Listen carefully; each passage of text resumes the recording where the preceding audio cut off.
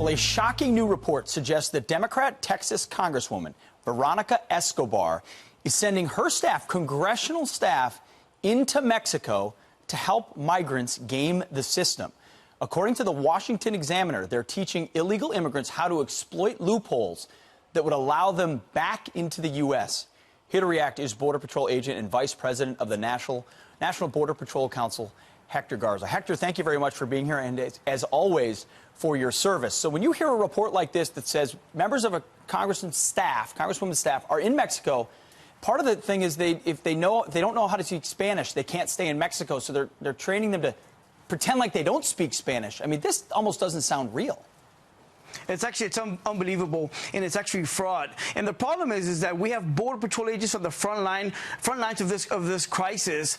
We have a do-nothing Congress, and then we have this congressional staff going into Mexico, encouraging people to commit fraud with the United States. That's very troublesome, and it's actually undermining the work of our Border Patrol agents. We can't believe that. So has this policy, this Remain in Mexico policy, has it been helpful for you so that folks that come here claim asylum, they remain in Mexico while their claim is adjudicated? Has that loosened some of the stress for you guys? Is it a good idea? And how much would what they're trying to do here undermine it? Well, thanks to President Trump, the Remain in Mexico policy is actually working. Last month, we saw about 144,000 apprehensions and inadmissibles on the border. This month, when the numbers come out, you're going to see that number under 100,000. That's a little bit over 30% reduction in apprehensions. And all of that thanks to President Trump and the Remain in Mexico policy. Great difference, and we appreciate that. Hector, we've reached out to Escobar's office for a statement. We have not heard back yet. We hope they respond. We'd love to have the Congresswoman on tomorrow to explain it. But what could their rationale be? Is there rationale, provided these reports are true, just literally to circumvent the law and commit fraud? I mean, how would they explain this?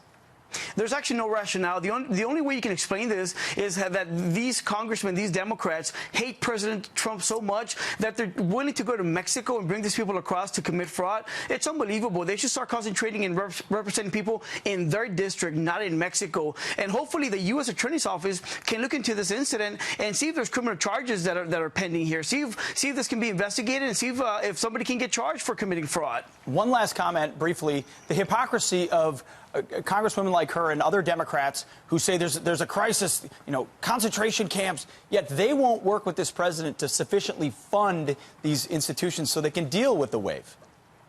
So there's no surprise here. There's a crisis on the border. We're overwhelmed. We're over capacity. We've been talking about this for months already. When the Democrats were denying that there was a crisis, when they were blaming President Trump, they were in denial. And now all of a sudden they're worried because there's overcrowding. They're worried because they went to a Border Patrol station where they're saying that there's not enough space. Well, guess what? That's what we've been saying. That's what we've been talking about. As a matter of fact, for example, AOC, she voted no on the supplemental to bring more money so that we can house these people, so we can have additional facilities and additional resources. Yeah. So it's just hypocrisy and it's political posturing. That's all it is. Well, now they're the ones creating a manufactured crisis that has always been real. Hector Garza, thank you very much for your service and your time. We appreciate it. Thank you, sir. Good stuff.